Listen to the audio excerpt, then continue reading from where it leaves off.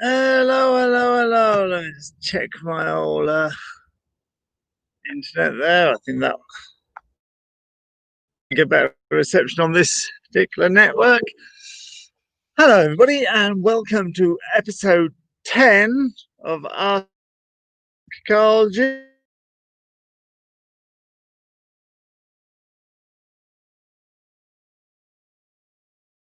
Got my Mongolian horseback. Oh, hello. What's going on with my internet there? Oh, it seems to be wandering in and out on its own merits. There we are. Hello, good evening on a beautiful evening and a very changeable evening. It's beautiful now. There we are. I hope you've all had a marvelous weekend. I certainly have. We had Horse Archery Club, then we had Horse Archery Beginners Day, and on Friday we had a trick riding. So yeah, we've had a good time. Lumi's getting better, which I'm very pleased about. Thank you to everybody who's helped.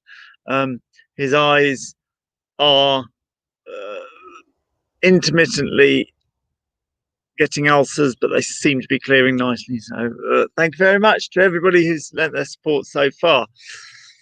The teddy bear, the Luminoso teddy bear, is currently on eBay. If you put Luminoso teddy bear in, you will see one. The attention to detail is absolutely incredible. So this is your one chance to own something truly unique. So jump on there and get bidding. Anyway, enough about me. How are you? Let's have a quick look. Hello, Diane. Hello, Kerry. Hello, Marie. Hello, Julie. Right, let me just put an invite on in case anyone's got a question. Copy to clipboard. I'll just put that on there. And in the comments. Questions or comments? Questions or comments? Press this link. There we are. There. So if you've got a question for me, anything to do with riding horses with confidence, then bob on that link. There we are, and I will invite you onto the show and we'll get some context to your question, get some personalization, and see if we can't help. So today I want to talk about, and I should have put this into the title really, I had a super question. Super. Okay, let me just right here. The question was, am I being sensible to try and ride in a thunderstorm? Being sensible or or overly cautious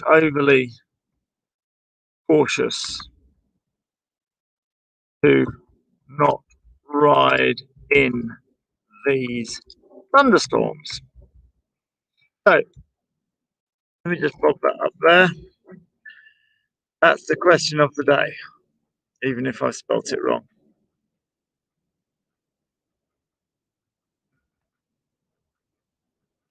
Okay, so it might seem like a daft question at first. Of course, you're not going to ride in a thunderstorm. You might get struck by lightning.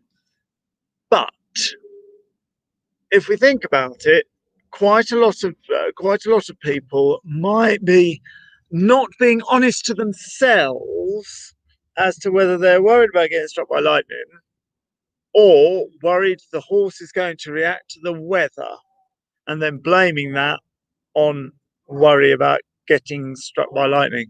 Obviously, if the storm's completely overhead and you wouldn't go out in it normally, and the assessment is what we're doing dangerous or scary? If it's actually dangerous, if you wouldn't go out on a bicycle or wouldn't go out on a walk or wouldn't comfortably put an umbrella up, then you shouldn't be out on your horse. And quite clearly, your worry is then that you're going to get hit by lightning.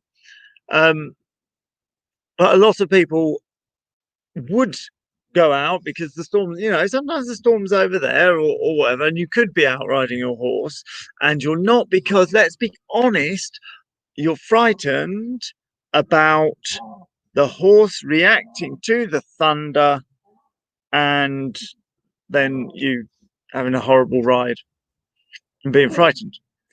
And yet the conversation will be, well, I'm worried about the lightning. I'm worried about the lightning.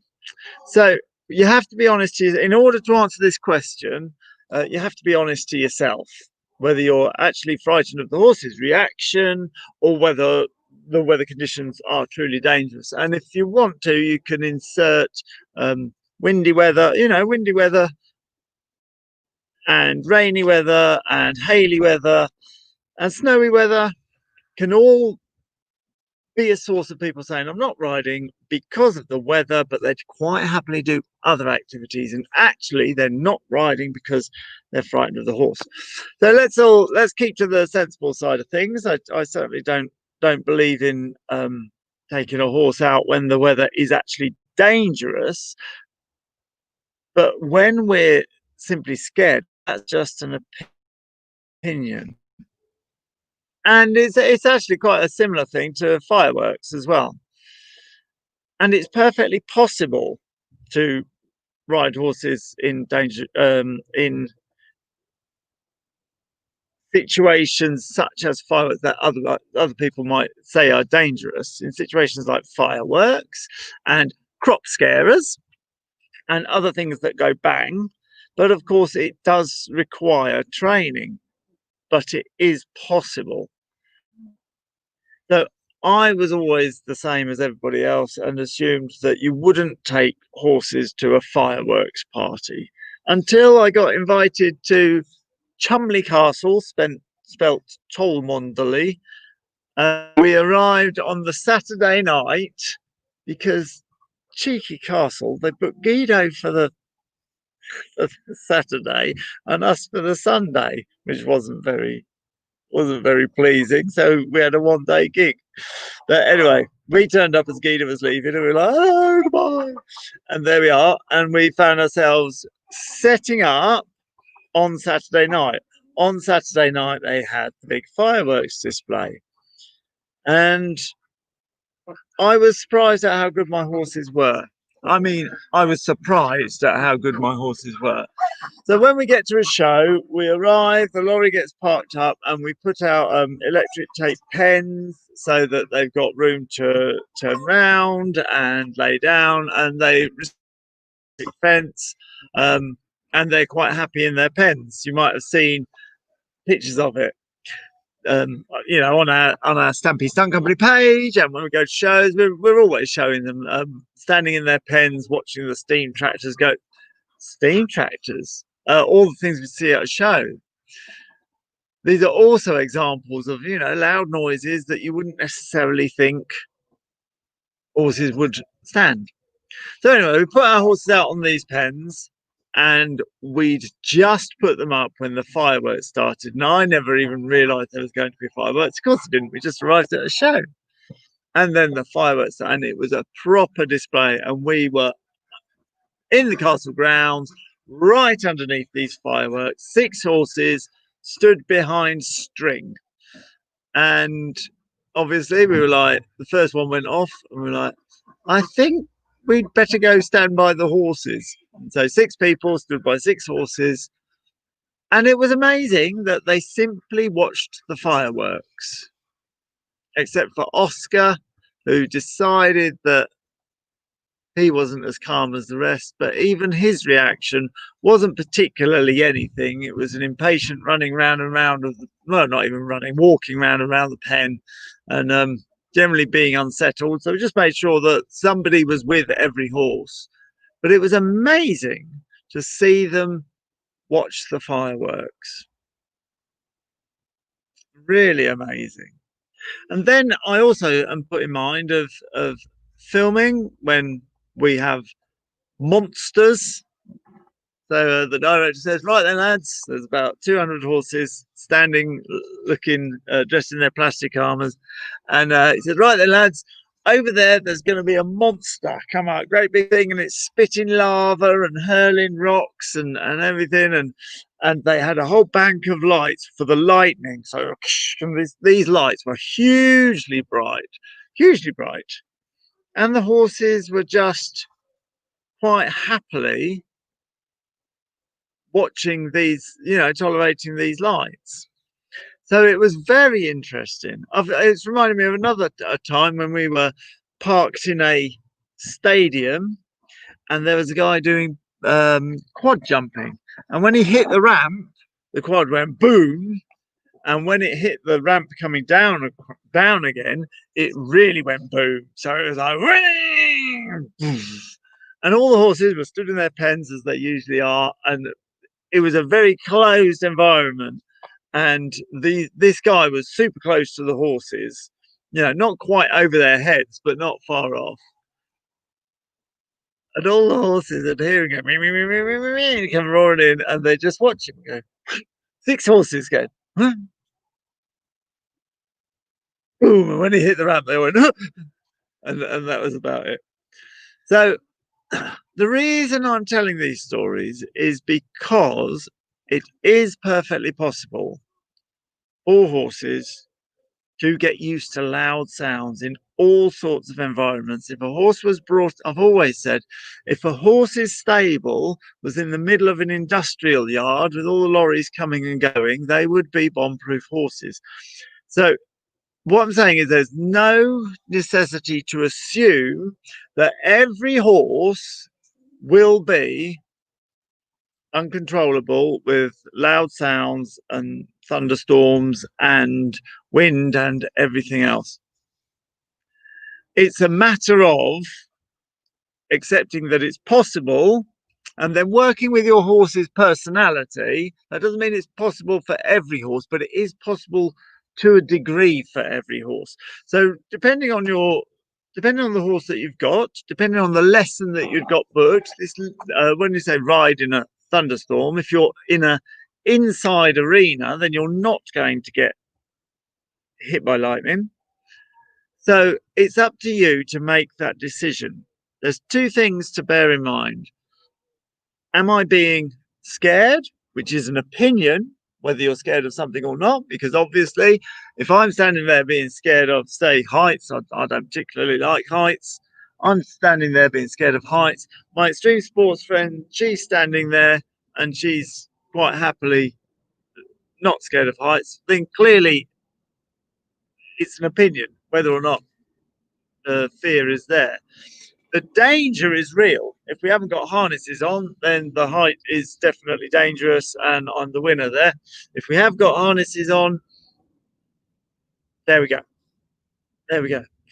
So there's 2 things to assess here. One, be genuine to yourself. If you're worried about the horse's behaviour as a result of the thunder and lightning or fireworks or everything else, then let's make a little pact that this time next year we will have done the correct bite-sized training with the horse to make it quite happy with thunder. And you can simulate that. Do you not remember the wobble boards you used to have to making thunder? Theatre people used to have. You could arrange a lesson plan of that, and fireworks, of course. You get desensitization tapes and everything. I'm sure you can research this, or indeed have had conversations yourself. So if that's not the case and you need to do your correct bite sizes, so this time next year when we're having the same conversation, you can assess whether or not it's dangerous or simply scary, or even not scary. And then the other thing, of course, in overcoming any fear is, are you having fun? Some people love the challenge of getting a horse past this, that, or the other, training the horse to spooks. I'm one of those people. It's like if you've got a horse which is a bit of a challenge, maybe it's bucking and rearing and getting you off and all that. Some people love that challenge. They absolutely love it. And overcoming those problems and getting a well-behaved horse out of this exploding thing, that's their absolute reason for existence, and they're having fun. If you've got a horse that's challenging you and you're not having fun, then you might want to consider doing something about it. Similarly, I don't like that kind of horse. I like a horse that simply does what it's told.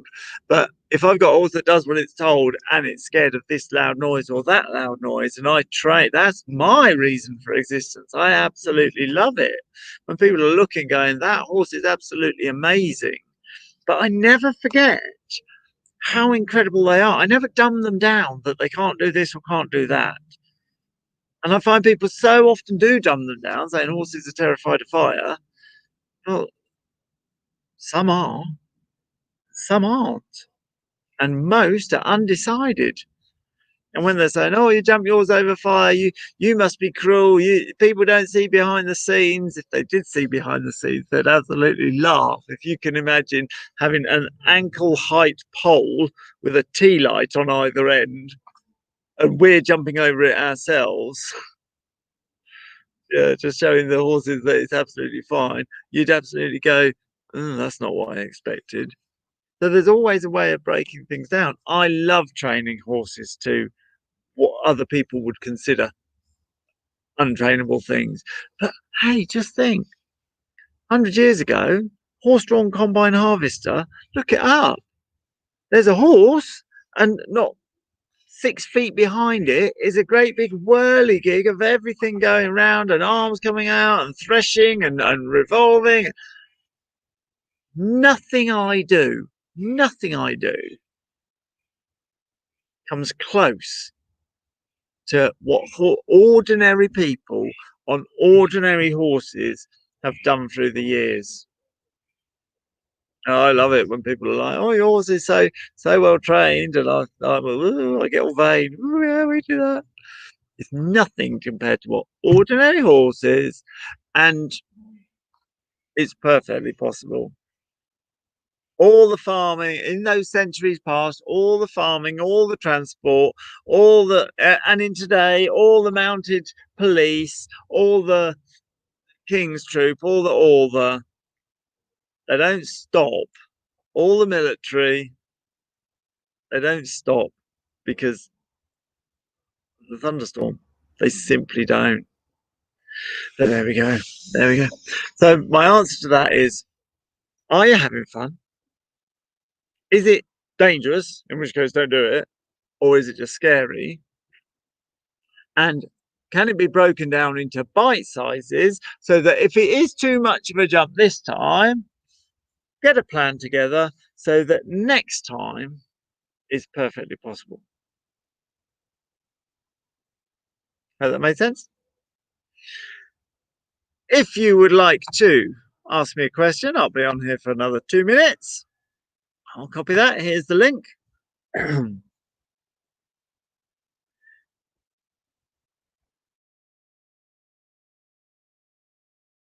we go. There's the link there. And I'll just have a quick look through the comments and see what people. There we are. First of all, thank you all for joining.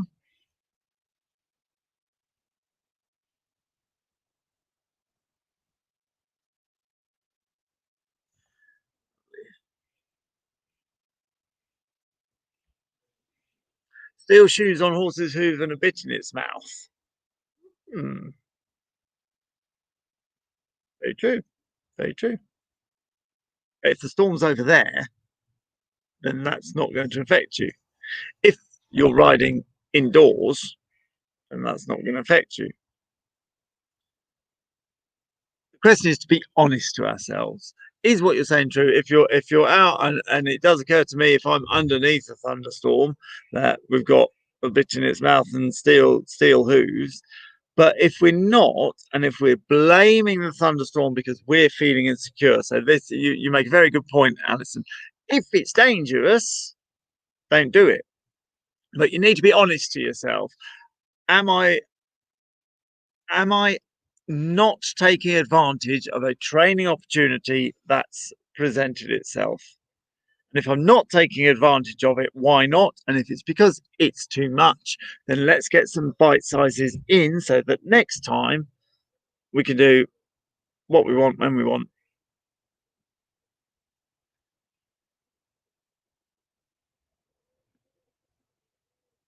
Uh, Alison also makes the point that horses are used to harsh weather. So I get quite a lot of people say that they won't get their horses, they won't ride their horses in breezes, and they won't ride their horses in windy weather and gusty weather or rain. But they are quite used to. They've seen wind before. They've seen it before. They saw it in the field. They're quite used to flapping. They're wearing rugs. They're quite used to flapping rugs. And I take the attitude that if they can deal with it out there, then they can deal with it with me on board. And I actually really enjoy it. In times when people are saying I'm not going out, it's too windy or too rainy or too dark, love it. Get a little flaming torch, pretend I'm Victorian. There we are. You can find the fun in anything.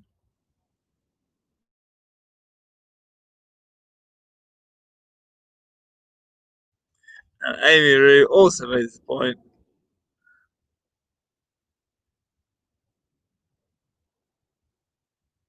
I also don't mean to mind the thunder, but I'm not keen on being struck by lightning. In which I'll make the point once again. You can being honest to yourself. Is it dangerous? In which case, Amy Rubin underneath the thunderstorm in danger of being hit by lightning, then yes. In which case, I'd advise not riding your horse.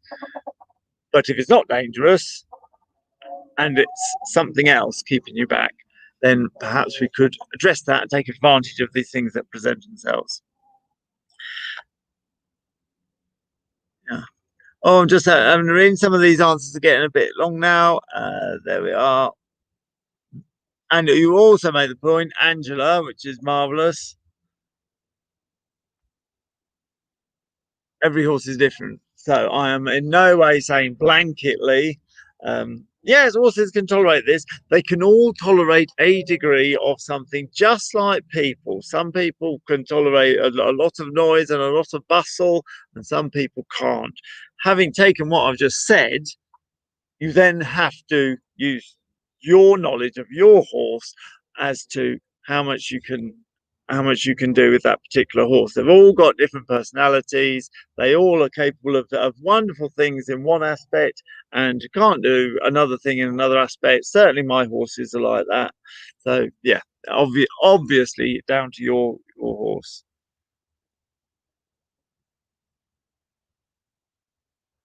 And a lovely comment from Diane. We caught out a mile or so from home hacking in a thunderstorm, came along, but it didn't prove a problem. I wasn't worried. I rode as normal and didn't bother at all. I just got soaked. And indeed, the whole of this broadcast that I've just started this conversation could have been about heavy rain. So let's just remove the whole part of um, of lightning, the heavy rain, and I've been caught out in a lot of storms when it's really heavy rain, absolutely lashing down. And initially you hate it as you get wetter and wetter, but once you're wet enough, you can't help laughing a bit about how silly it all is, and you can have a really good time. This one says, I was caught out once when I was young and thunderstorm developed. I was on my games pony and she was amazing, didn't bash an eyelid. Wow. In a big show, including cannons. But the lightning strikes, me and my friend could see hitting a tree on the hill across the valley made us nervous. Wouldn't start out in thunder and lightning though. Yeah, once again, it's quite a good story, that. I quite like that. But once again, as we were saying, once you've taken the danger aspect out, if you would have gone out on a bicycle or quite happily walked with an umbrella, then that's the level of danger. But yeah, apart from the dangerous part of lightning, be honest with yourself. Are you frightened how your horse will react? And is that what's stopping you going out? For example, if the thunderstorm's passed over and you can see they're passed over, it's just good thoughts, isn't it? Let's take advantage of the things that are available to us. Okay, lovely. Thank you very much, everybody. I'm just reading a few of those more comments. You can read them all yourselves. Thank you very much. I'm arranging another series of interviews, which I'm very excited about. We're going to have Rob Jackson, the horseback vet. If anybody knows him, maybe you've had him to his yard. He comes to my yard every year and checks out my horses' backs. Obviously, we do trick riding and such like, and he checks them out. And it's worth mentioning that our horses that are worked very hard, quite often to one side more than the other. We deliberately try to work them on the other side to balance them up. Lots of trick riding, lots of intense shows, intense half an hour, super physical.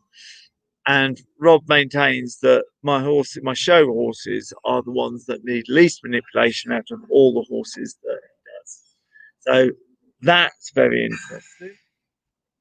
I'm getting a interview with barrel racing. I promised that before when we were doing the social club, social distance social club. I'm really looking forward to that. Barrel racing is so exciting. If you don't know that, oh, who mentioned mounted games? Maybe we could get somebody from mounted games. I also want to get an interview with the saddle maker. I think that'd be absolutely fascinating.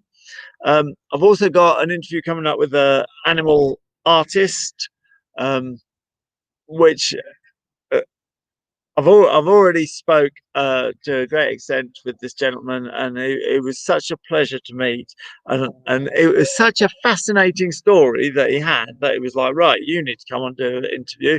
I'm arranging an interview with Peter Madison Greenwell, dressage trainer and classical dressage trainer. I mean, classical as in historical. So he's super interesting. He's got some online courses coming up now. And yeah, so it's going to be an exciting time. Very much looking forward to that. If you've got any questions that you'd like, drop them to me. Obviously, if you come on the show, then you can have personalisation to your particular situation. But quite happy, just drop on questions and we'll discuss them, just like we did this one about Thunder. And I'll look forward to seeing you later in the week, hopefully tomorrow. See you later.